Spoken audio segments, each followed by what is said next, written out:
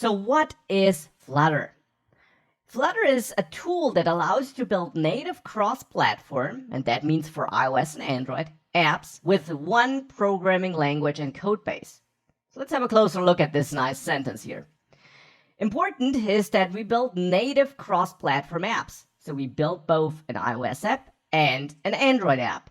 We're not building a web app that runs in the browser. We're not building an app that gets wrapped by native apps. We build real apps, two different kinds of apps in the end for iOS and Android, which you then distribute through the different app stores. So through the Apple App Store and the Google Play Store. That's what you get as a result.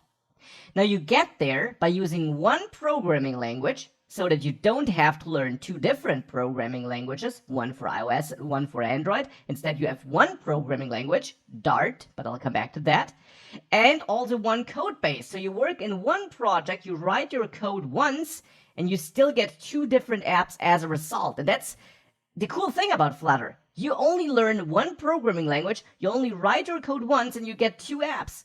Without Flutter, you would normally build an iOS app by writing some Swift or Objective-C code and using the iOS development environment. And for Android, you would be using Java with the Android framework, or you would be using Kotlin and also the Android development environment.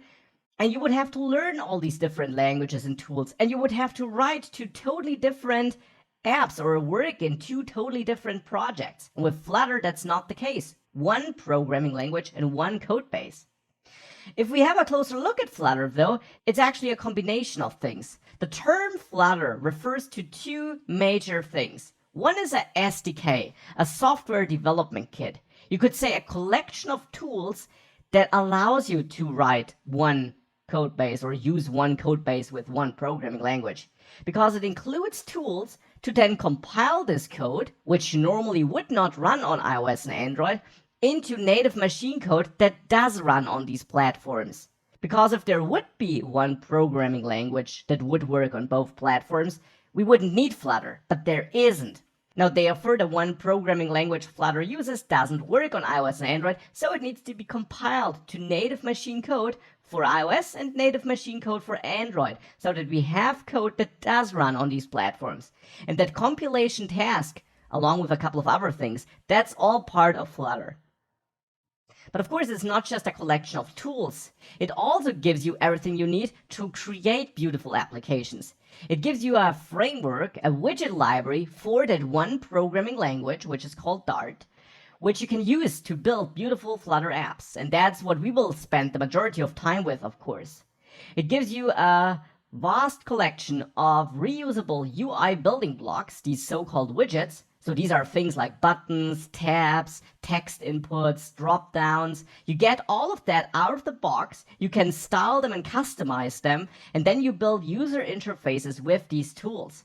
In addition, you get a couple of utility functions and generally some packages that help you build what your users see and what your users interact with. And then that code which you build with the help of that framework, that is then compiled to native machine code with the help of the SDK. So that is what Flutter is. Now, as I mentioned, Flutter uses a programming language called Dart. Dart is a programming language which is focused on building front-end user interfaces, front-end apps.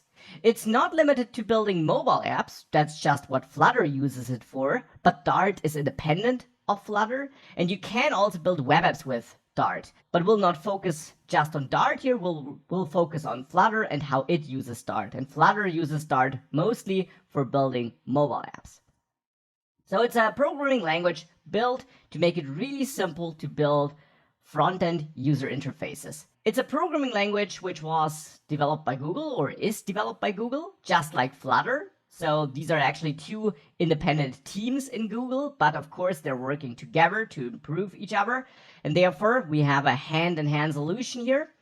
And in case you already have some programming experience, it's an object-oriented and strongly typed language, and its syntax is a bit like a mixture of JavaScript, Java, C#, but you don't need to know any of these languages, and actually you don't need to know anything about programming to follow along. In this course, I will teach you Dart from scratch along with Flutter. So we'll build Flutter apps and you'll learn Dart and the features you're using there along the way, because I think that's the most fun way of learning that programming language and already see nice results, the apps we're building.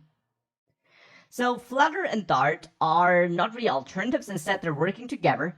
Flutter builds up on Dart. It's a framework for Dart, and Dart actually is the programming language which we're using. Flutter then just is a collection of tools, a set of features, utility functions, and these widgets, which are implemented using Dart so that you don't have to reinvent the wheel there, but you can write your own Dart code and use these existing widgets in your code so that you don't have to, again, reinvent how a button should look like and work, but use the pre-built button instead and then just customize it to your requirements. That's how this works.